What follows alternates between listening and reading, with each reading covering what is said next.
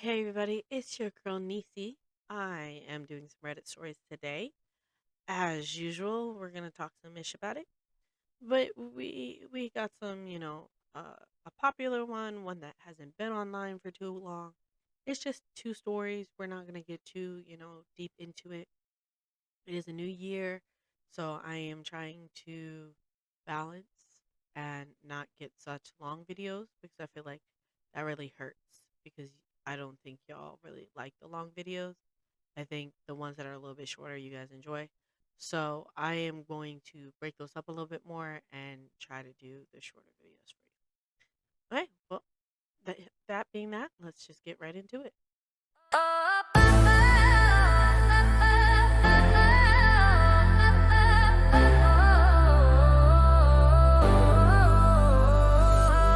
Under the sun, we're shining bright, talking that ish, day and night. Life, laughs, and a little fun. Welcome to the show, let's get it done. Real talk, no scripts to run. Truth hits harder when the beat goes dumb. Podcast, gaming, vibes in one. Yeah, we're talking that ish, come get some. Okay, so the first story that we have is by Tower Few 3482. It's on Reddit. It's in the AITAH category. Um, so, um, am I the butthole for telling my wife's friend that I don't have to see her in the classroom to know that she's a horrible teacher? My wife's friend was supposed to come watch fireworks with us tonight, but she just texted my wife that she isn't coming because I'm a nasty person who encourages my child to be rude and disrespectful. My wife and I just had a small argument about the situation that ended with her pulling a big Lebrowski on me and saying I don't have to be wrong to be an asshole. That's true, but I think her friend is the asshole, not me. I'll tell you what happened and you decide for us. My wife's friend was at our house for dinner. She's a teacher, and she complains about it a lot. She says the parents are impossible to deal with. The administration is not supportive, and everyone has an opinion on the curriculum, and the kids don't listen. I include these complaints as context for the discussion. She told my wife that she was working on her lesson plan for February and Black History Month, and that she was making a fact sheet about Martin Luther King Jr. for her kids. Our son, who is a huge Star Trek fan, said that she should include the fact that Martin Luther King Jr. was a Star Trek fan. My wife's friend, with a very patronizing tone and expression, I might add, said that maybe he would have been if he was still been alive when it aired. My son said that he was and that he used to watch it with his daughters. My wife's friend said that he died before the show aired. I told her she was wrong and my son was right. She said I was the perfect example of a parent that can acknowledge when her child was wrong. I said, no, you're the perfect example of a teacher that assumes she knows everything and cannot connect with her students because she doesn't respect them. My wife forced us all to change the topic. After dessert, I pulled up a video on YouTube where Nichelle Nichols was talking to MLK Jr. about Star Trek. I showed it to everyone. My wife's friend asked why I couldn't just let the topic lie. I said I didn't want my son to feel like he was wrong for sharing facts that he knows about his interests. My wife's friend said, I don't know what it's like to be a teacher. I said I don't, but I know she's a bad one. She said I've never seen her in the classroom. I said I don't need to because I see how she is in her daily life and people who they are regardless of where they are. So my wife's argument is that I'm an asshole for bringing up a topic back up after it was settled. She said I could have played the video for our son after her friend left and taught him about giving others grace and not needing external validation. I disagree and think it's important that our kid knows we will always stand up for him. So am I the butthole? Um, no. Thank you for standing up for your son because you knew for a fact that your son's not going to bring up a random fact that he didn't know.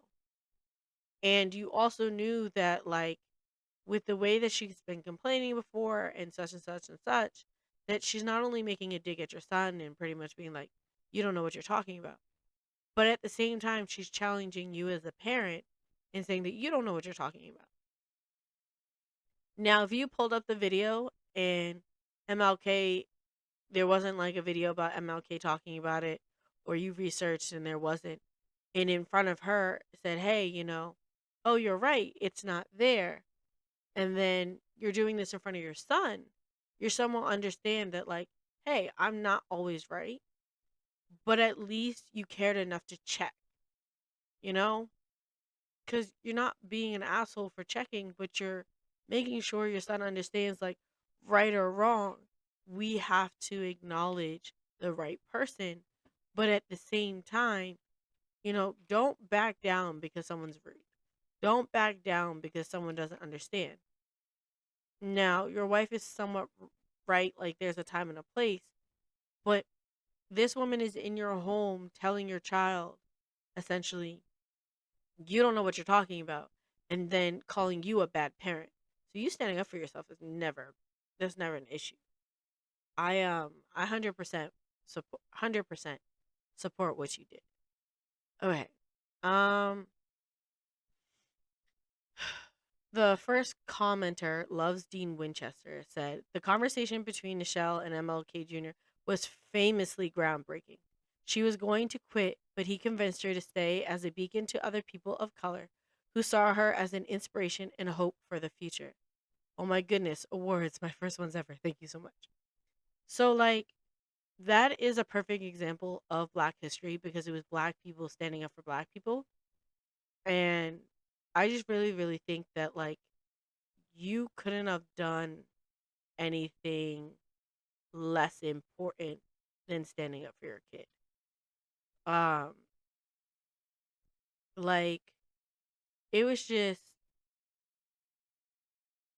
it was a great thing for you to do. 100% support it. 100% get where you're coming from.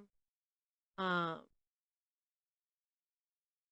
I really think that your son would really like knowing that you stood up for him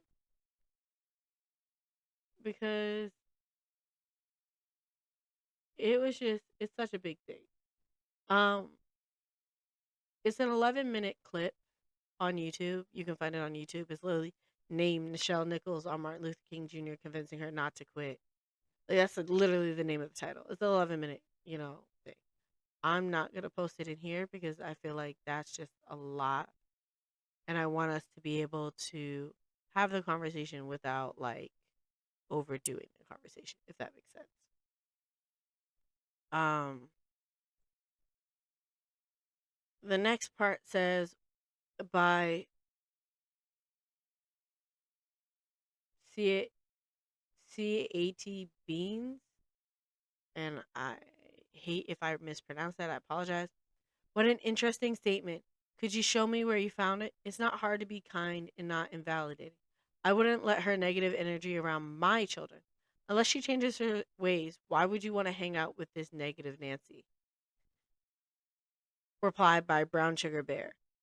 Regardless of being a teacher, people who cannot admit that they're wrong are buttholes.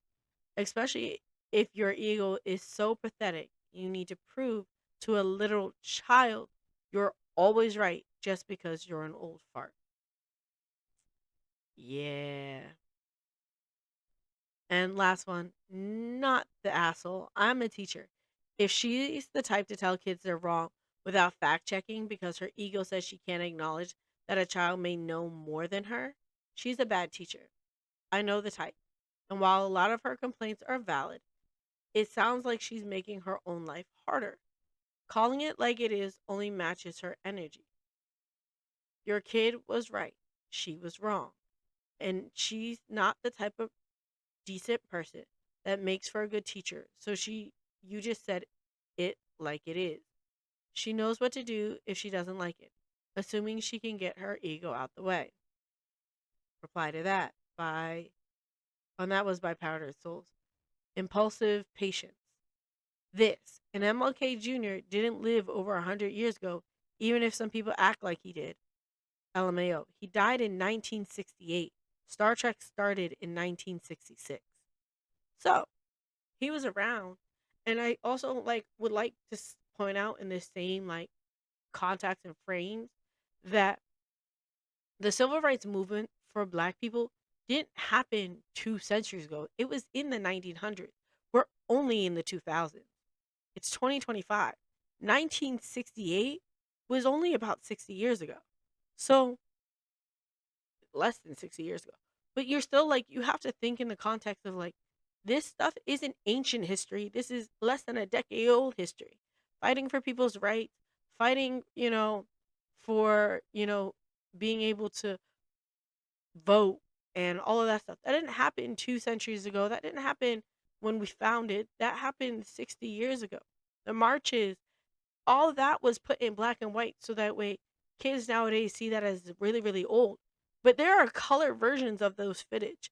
So don't ever think that, this history is so old. It was in black and white. TV wasn't, it's not that old. You have to understand, most popular stuff on the internet happened in the 1970s, 1980s, 1990s. I'm 32. That was 30 some years ago, 40 years ago, 50 years ago. The marches were right before that. You know, don't let the way things are portrayed be the way that you understand them. Look into your research on that, and that's my only caveat on that. Because of the fact that the things that we sometimes see in black and white is not always what that is. Okay? But yes, MLK is 60 years ago. So that's how it is. Okay? I'm gonna leave it there. I'm gonna leave it there. Okay, so on to the next one. We have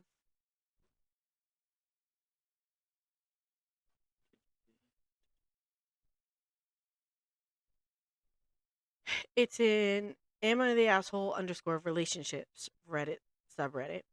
And it's by Fresh Fresh Till the Death. I'm sorry. It looked like tilt and I was like, how is that a word? But it's Fresh to the Death. Am I the girl am I the asshole? Girlfriend lost $600 on an Airbnb she didn't cancel, but blames me. And I feel like I did everything that I could. Ah, well, I mean, not to be hating on my own gender, but I feel like a lot of females, myself included, we don't really handle accountability that well. But there are some men out there that are just the same. So I'm not going to say it's just all of us. But at the same time, if you, and this is just off the title, I haven't read any of it. If you feel like you did everything that you could, then you did everything you could. That doesn't make you an asshole because she didn't get her money. It's not your responsibility to make sure her finances are 100 until and I feel like unless you're sharing expenses everywhere. You get what I'm saying? But into the story. Me, a 30-year-old male, and my girl, a 31-year-old female, have been together for about a year, basically living together at least 6 months. Things were good, but lately it's all gone sideways, and I'm sitting here feeling like the bad guy, even though I tried to help. She stayed at her mom's for a couple days to watch the dog. We didn't see each other, and she started getting upset I wasn't on the phone much. I told her I love her, but I was working and I'm tired. She got cold during a call, and I told her I wouldn't reach out again that day unless she apologized via voice note. She didn't. Later, she called, we argued, and she said I was acting distant. And I said I was just tired. I told her if she couldn't respect my time or energy, maybe we weren't right. She didn't take any accountability, so I ended things. Okay, that makes sense. The next day, we made up. We had a trip planned to Spain, January 8th to the 14th. While we were broken up, I removed her from my Airbnb. She went and booked her own for $600. When we got back together that night, I told her to cancel it that night so I could re add her and she wouldn't lose the money. She didn't cancel. She said she didn't trust that I'd follow through. I told her I would. She waited until the next day, after the refund window had passed, and canceled with no refund. Now she's out of $600. That sounds like a her problem. That sounds like a she too stubborn to listen problem. That sounded like it's not your fault problem. It sounded like you gave clear instructions and she knew what she was doing, but wants to fight you over something problem. But let's keep going.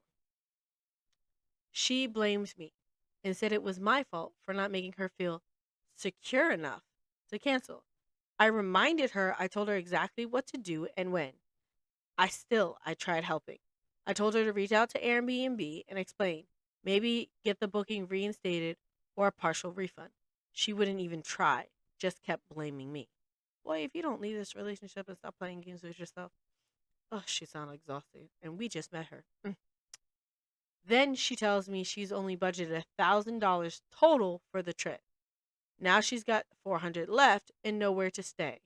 She asked if she could stay with me. And honestly, I told her no. She's still angry, blaming me, and hasn't owned her part in any of it. I don't feel comfortable sharing a room or leaving my stuff around someone who might hold this over me the whole trip. It's part vacation, part work for me. I told her I couldn't do it. She asked, so yes or no? And I said, no. She hung up and deleted all of our pics from Instagram, blocked me. Pretty sure we're broken up now. Oh, thank goodness. I'm sorry. Like, I don't mean to be an asshole or be blunt like this, but thank freaking goodness. She sounded like a headache. Sorry. I feel bad that she lost money. I didn't want this to happen. I was looking forward to the trip with her, but she didn't listen, didn't trust me, didn't take responsibility. And now I'm just sitting here wondering, did I handle this right? Should I have let her stay anyways? Or was I right to protect my peace and just move on? First of all, when you break up with somebody, you don't. I understand love is the thing, but breaking up with people for your own peace is fine. She, and I feel like this, and I'm saying this out of knowledge of being a female, she did it on purpose. She needed a reason for y'all to stay broken up. Because, and I say this, and mind you, I might be wrong, but ain't no woman out there going to go through the process of booking my own shit and then wait after my refund period to cancel something because I feel insecure. Especially if I know that you have to put me on something in order for this to process. So she purposely said, hey, I'm going to put $600 down on this room. And then, oh, you're going to add me to your booking? Cool. Well, I'm not going to unbook my thing until you book me. And you tell her, oh no, I can't do that until you unbook. Well, I'm just going to wait then until you do it. She's starting mess where they didn't need to be met. Because if she had literally done it in the moment that you said, hey, do this refund, you would have literally put her on the booking and she would have some place to stay. She did it on purpose. And she's starting fights and needling because she wants to know where that line is. And you have to put that spine back in your back and understand no person is worth that frustration. No person is worth you sitting there going back and forth over a reservation. And yes, you protected your peace. Good on you. Stay protecting your peace.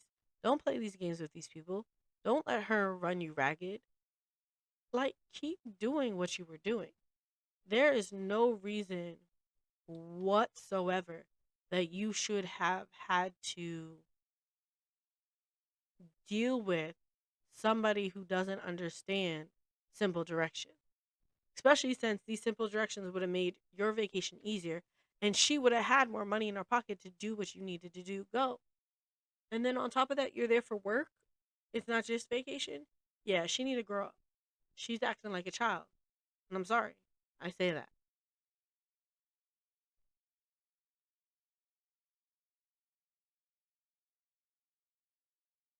Now, I don't think you're an asshole. I think that you said what you should have said and did what you should have did.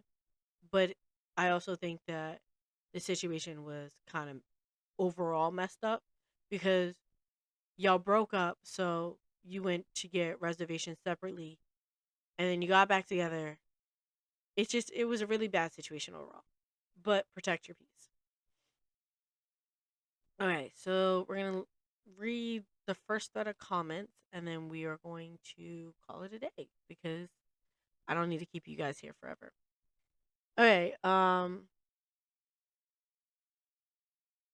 hella mean said, honestly, she canceled her reservation because you said she should, and now she cannot stay with you anyway. So a little bit, yes, she lost her money because of you. You replied, OP, yeah, I get what you're saying, but I told her to cancel the night before why she could still get a full refund. She chose not to because she didn't trust me as things were still kind of simmering down from the breakup, even though we did make up and get back together. The next day, after the refund window was already closed, she canceled anyways and lost the money. At that point, the loss was already locked in. I even suggested she contact Airbnb to try to fix it, but she didn't want to. Reply to that by Ann Ang. And then after she did cancel, you broke your word and told her you wouldn't add her to your Airbnb because you didn't like that she didn't do it your way on your timetable. You replied, I get why that looks like that, but I didn't change my mind just because she didn't do it, quote unquote, my way. I changed my mind because after the money was already lost, she was still angry, blaming me and being disrespectful. This trip is partly for work. Everything is under my name. I don't feel comfortable sharing a room or leaving my belongings with someone in that headspace. I told her to cancel in time so she wouldn't lose the $600, not so I could punish her later. Once trust and respect were gone, I wasn't comfortable moving forward. The original poster said, she's 30 years old. Is there really a chance that she would destroy your belongings? If yes, you should break up anyways. If not, come on, you're both childish. Ann Ang said, you need to break up. And the original commenter said, it feels like if she doesn't do things the way you want to, you get angry with her. You broke up with her. Then you said she can cancel. Then you left her without a place to stay the second time. And you replied to that, it's not about needing things done my way. It's that I told her to cancel while she could still get the money back. She waited until the refund window closed and lost the 600. It wasn't about control, it was just common sense. I'm not mad she didn't follow my lead. I'm frustrated because she didn't listen. Now blames me for the outcome that she could have avoided. And then they replied, I agree on that, but still, she's wounded because you broke up with her in the first place. In retrospective, she should have kept the reservation. I really think that like overall, y'all don't belong together. Um, I think that you kind of, from what I'm reading, have a little bit more common sense. But at the same time, I feel like breaking up and then getting back together and then being in a rough place, y'all should have postponed the trip together and potentially you just gone and go for work and then you guys plan a trip later on when tensions aren't as tight. That's just my personal opinion. I think overall it was just a mess up situation because the fact that you were explaining to her like, "Hey, I'm not being distant. I'm just tired. I had a long working day," and she's like, "Oh, but you are." Like that was my first kind of like, she's not listening. And then you had to continue to repeat that you're tired, and then like she was just being rude or disrespectful, and then didn't have to break up, but then you guys broke up, and then the next day I guess you guys had another conversation which got you back together, but the trust wasn't there, the love wasn't there. You you guys needed time to get together and actually like be together before you go on a trip like this, because otherwise you're just having a conversation to have a conversation, and you're not really doing what you need to do to get things done. At the end of the day, you're going to do what you need to do, but please don't get back together. Stay separated, stay apart, give yourself time to heal and get to a place you need to be. Focus on work a little bit, get your money game up. But at the end of the day, this relationship is over and it needs to stay over. That's just my opinion. If you guys enjoyed this video, please give it a like and a subscribe, or like and a subscribe. I do appreciate every comment on it. I am getting back to reading the comments, replying to the comments. I appreciate everything that you guys have done to check in on this channel. I know it's off to a rocky start last year, and then we had the, majors just down. I had a lot that was going on in my life, and I am dedicated now to getting back into good habits. So, please, please, please make sure you like, subscribe, and I'll see you next time.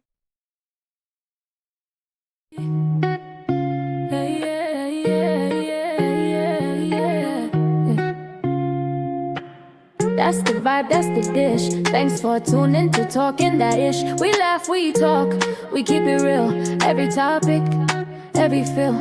From the mic to the game we run. Another session, yeah, that's the one. Hit that like, you know the drill. Talking That Ish, we're vibing still. Hey.